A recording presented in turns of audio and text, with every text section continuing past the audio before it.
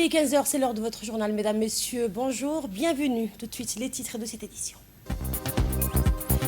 Le ministre de la Communication renforce les partenariats internationaux pour accélérer la transformation numérique de Djibouti. Al-Adé visite du nouveau centre de développement communautaire dédié à la jeunesse et aux activités sportives. Vous entendrez la ministre de la Jeunesse et des Sports dans ce journal. L'Espagne élimine la Belgique et décroche son ticket pour les demi-finales du mondial.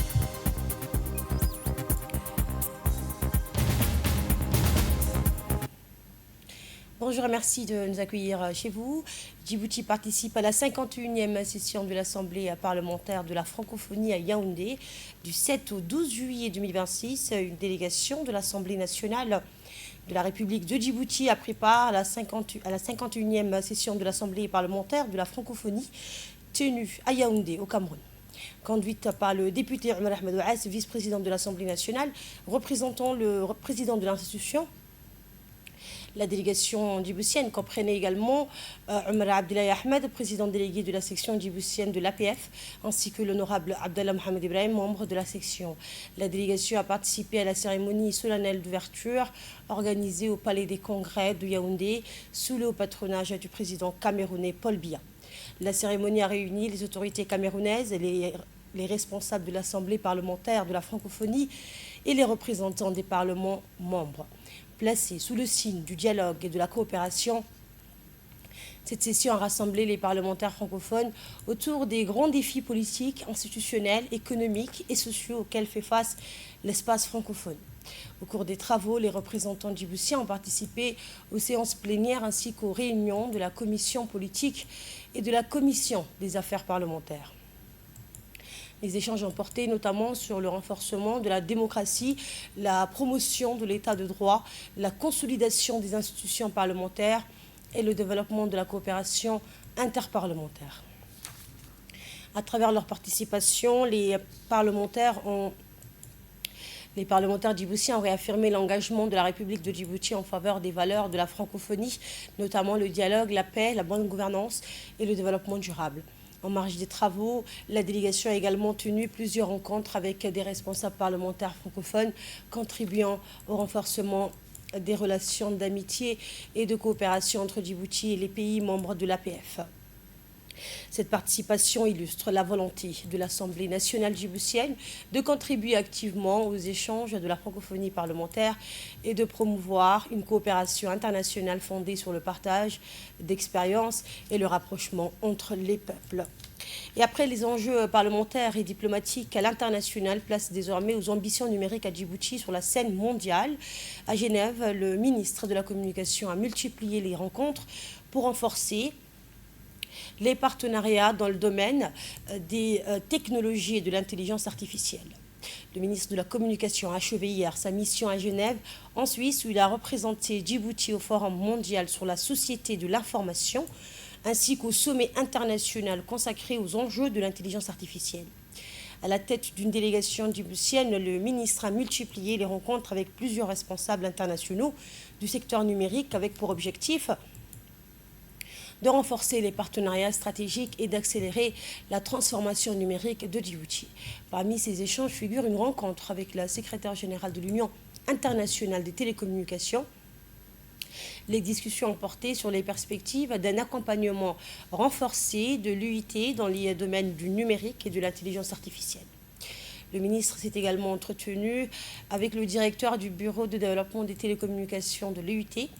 Les échanges ont notamment porté sur la modernisation des services publics, l'amélioration de l'accès au numérique dans toutes les régions du pays et le développement des compétences nationales dans les métiers du numérique.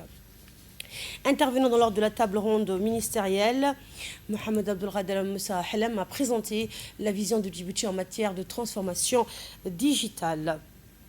Retour à présent sur le terrain national avec une visite consacrée à la jeunesse et au développement des infrastructures de proximité. Dans la région d'Ali Sabieh, les responsables du secteur de la jeunesse et des sports ont effectué une visite de suivi de la nouvelle maison de développement communautaire de Al-Adé. Poursuivant leur tournée de terrain dans la région d'Ali Sebier, la ministre de la Jeunesse et de la Culture, Fadoussa Moussaïgue, et la secrétaire d'État chargée des Sports, Mme Fatouma Ali Abdallah, se sont rendus à Ali Adé pour visiter la maison, donc le nouveau CDC. Les deux membres du gouvernement étaient accompagnés du préfet de la région d'Ali Sebier, Abdelmalik Mohamed Abanoïta, ainsi que du président du conseil régional, Chirmaki Hassan Alale, ainsi que des parlementaires de la région, Abdou Siki Diriye et Hassan Omar Absi. À leur arrivée, la délégation officielle a été accueillie par le sous-préfet par intérim de Ali Adé, Mustafa Hassan Wabri, en présence des autorités locales et des habitants de la commune. Au cours de cette visite, les responsables gouvernementaux ont découvert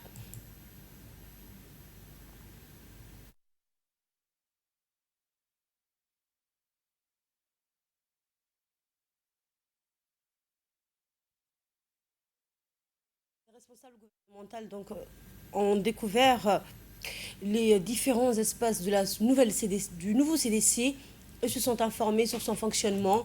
Cette infrastructure est destinée à offrir aux jeunes de la localité un cadre adapté pour développer des activités culturelles, sportives et socio-éducatives. Cette visite s'inscrit dans le cadre du suivi des infrastructures publiques dédiées à la jeunesse et au sport, avec l'objectif de garantir leur opérationnalité et de répondre aux besoins des populations des régions de l'intérieur.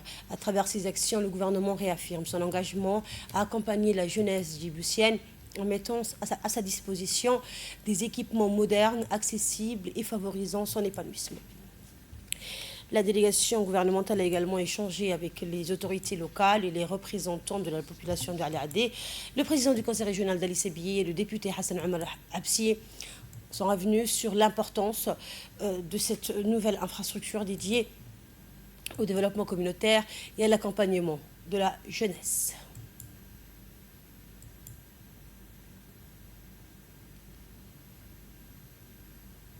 Et à l'issue de cette visite, la ministre de la Jeunesse et de la Culture a souligné le rôle majeur de ces espaces de proximité dans l'épanouissement des jeunes des régions de l'intérieur. Mme Fadoussa Moussaïgue a précisé les objectifs de cette nouvelle maison de développement communautaire. Toujours dans les régions de l'intérieur, les efforts se poursuivent également dans le domaine de la prévention des risques climatiques à Nairobi. Djibouti a participé à une rencontre régionale consacrée à la préparation aux catastrophes et au renforcement de la résilience des communautés face aux aléas climatiques. Le directeur général de l'Agence nationale de la météorologie et représentant permanent de Djibouti auprès de l'Organisation météorologique mondiale, Mohamed Ismaël Nour, a pris part à une réunion organisée donc les 8 et 9 juillet 2026 à Nairobi, au Kenya. Cette rencontre, organisée conjointement par Action contre la faim et le Centre de prévision et d'application climatique du LIGAD, a réuni plusieurs acteurs régionaux et internationaux engagés dans la prévention et la gestion des risques climatiques. Des représentants de l'Union européenne, de l'Association parlementaire pour le développement, du pastoralisme, ainsi que d'autres organisations partenaires ont également participé aux travaux. Mis en œuvre à Djibouti, en Éthiopie et en Somalie, ce programme régional vise à renforcer les capacités de préparation et de réponse face aux catastrophes liées aux phénomènes météorologiques extrêmes et aux aléas climatiques. Le projet cible près de 250 000 bénéficiaires directs dans les zones de la Grande Corne de l'Afrique les plus exposées aux crises climatiques, aux conflits et aux déplacements de population. Et à travers sa participation, Djibouti réaffirme son engagement dans les initiatives régionales visant à améliorer l'anticipation des risques, renforcer la résilience des communautés et développer la coopération face aux défis liés au changement climatique. La résilience des populations face aux crises est également au cœur de l'action humanitaire dans la région de Dikil. La présidente de la Fédération internationale des sociétés de la Croix-Rouge et du Croissant-Rouge a rencontré les équipes locales et les équipes du Croissant-Rouge de Djibouti. En visite officielle à Djibouti, la présidente de la Fédération internationale des sociétés de la Croix-Rouge et du Croissant-Rouge, Mme Kate Forbes, s'est rendue dans la région de Dikil pour échanger avec les autorités locales et rencontrer les volontaires du Croissant-Rouge de Djibouti. Elle était accompagnée de plusieurs responsables de la FICR, dont Mme Liana de Kaysen, conseillère spéciale auprès de la présidente, Dr Acha Mohamed, chef de la délégation de la FICR pour l'Éthiopie et Djibouti et représentante permanente auprès de l'Union africaine, ainsi que M. Pietro Sartesini, délégué régional de la Croix-Rouge italienne pour l'Afrique de l'Est. La délégation comprenait également Mme Amina Hussein Farah, secrétaire générale du Croissant-Rouge de Djibouti, Mahdi Mohamed Jama, deuxième vice-président de l'organisation. À son arrivée à Dikil, Mme Keita Forbe a été accueillie par le préfet de la région, Hassan Abdirable, et le président du conseil régional, Mahad Hussein Ahmed, en présence des autorités locales et des représentants régionaux. Permis de mettre en avant le partenariat entre les autorités locales et le Croissant-Rouge de Djibouti dans les domaines de la préparation aux urgences, de la réponse humanitaire et du renforcement de la résilience des communautés. Les échanges ont porté notamment sur les principaux défis auxquels fait face la région, parmi lesquels les effets des changements climatiques, les mouvements de population et l'accompagnement des personnes les plus vulnérables. La présidente de la FICR a ensuite visité la branche régionale du Croissant-Rouge de Djibouti à Dikil, où elle a rencontré les équipes locales, les comités communautaires et les volontaires engagés sur le terrain. Elle a pu ainsi découvrir les différentes actions menées par la branche régionale, notamment dans l'assistance humanitaire, la préparation des catastrophes, la mobilisation communautaire et le soutien aux populations vulnérables, y compris les migrants. Mme Keita Forbe a salué l'engagement des volontaires du Croissant-Rouge de Djibouti qu'elle a qualifié d'acteurs essentiels de l'action humanitaire de proximité. Et accueillie par les autorités régionales, Mme Keita Forbe a également échangé avec le préfet de Dikil sur les enjeux humanitaires propres à la région. M. Hassan Abdirable revient sur l'importance de cette visite et sur la coopération avec le Croissant-Rouge de Djibouti. Je propose de suivre un extrait de l'intervention du préfet de la ville de Dikil. C'est un grand honneur pour nous aujourd'hui d'accueillir la présidente de la Fédération internationale de la Croix-Rouge et du Croissant-Rouge à Dikil. Et nous la remercions énormément. Après la visite de la capitale, elle a choisi de venir à Dikil. Et nous la remercions encore une fois. Les actions de la Société de Croissant-Rouge de Djibouti sont des actions très nobles, des actions qui sauvent des vies, des actions qui sauvent des personnes en difficulté, des personnes qui ont quitté leur famille, des personnes qui ont quitté leur pays. À cet effet, les actions que vous menez sont des actions à prendre en considération par les autorités, les plus hautes autorités et les autorités locales. Nous félicitons également la coordinatrice de la branche de Dikil, Mme Saada, et son équipe qui mènent un travail remarquable. Si je reviens pour les difficultés et les problématiques clés rencontrées par la région de Dikil et qui sont dues à l'arrivée des immigrés venant surtout de l'Éthiopie. Dikil, comme vous le savez tous, est un point majeur de transit pour les immigrés qui empruntent ce qu'on appelle la route de l'Est. Selon les derniers chiffres, les personnes qui traversent la région de Dikil sont très très importantes. Le passage de ces immigrés impacte énormément la vie de la communauté haute. Cette présence ou ces passages exercent des pressions sur les services de passe de la région de Dikil. Quand je dis les services de passe, c'est les services de santé, les services de l'eau, la sécurité.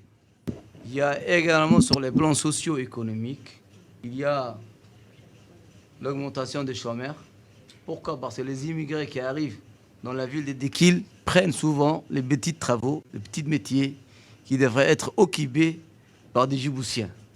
Cela exerce aussi une pression socio-économique sur la communauté haute. Il y a également des pressions liées au changement climatique. Comme vous le savez tous, ces dernières années, il y a des sécheresses endémiques qui se répètent, qui entraînent les tarissements des nappes phréatiques et qui obligent la communauté haute ou la population locale de se déplacer dans les milieux urbains. C'est pourquoi la Société de la Croix-Rouge a mené ces dernières années des actions de lutte contre la soif, l'assainissement. Et nous poursuivons avec l'actualité africaine. À Tunis, le président de la Commission de l'Union africaine a appelé à renforcer le rôle des femmes dans la construction de la paix et la réponse aux crises sur le continent.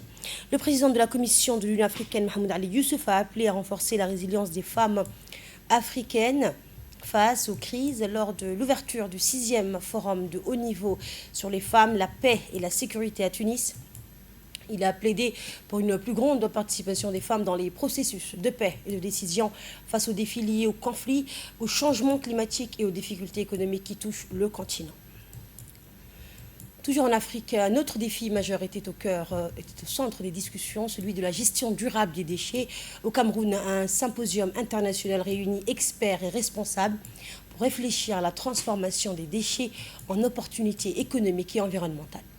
Ce symposium international s'est ouvert à Eboloa, au Cameroun, pour réfléchir aux moyens de transformer les déchets en levier de développement durable dans le continent. Les participants examinent des solutions innovantes axées sur le recyclage, la valorisation des déchets et l'économie circulaire afin de réduire la pollution, créer des emplois et soutenir la transition écologique du continent. Place désormais au sport avec les dernières nouvelles de la Coupe du Monde 2026. L'Espagne poursuit son parcours avec une victoire décrochée face à la Belgique en quart de finale. L'Espagne a décroché hier soir son billet pour les demi-finales de la Coupe du Monde 2026 après sa victoire 2-1 face à la Belgique au Los Angeles Stadium. Menée par une meilleure maîtrise du jeu, l'Espagne donc affrontera la France dans le dernier carré, tandis que la Belgique quitte la compétition au stade des quarts de finale. On reste dans l'actualité sportive avec un geste de solidarité qui dépasse les terrains.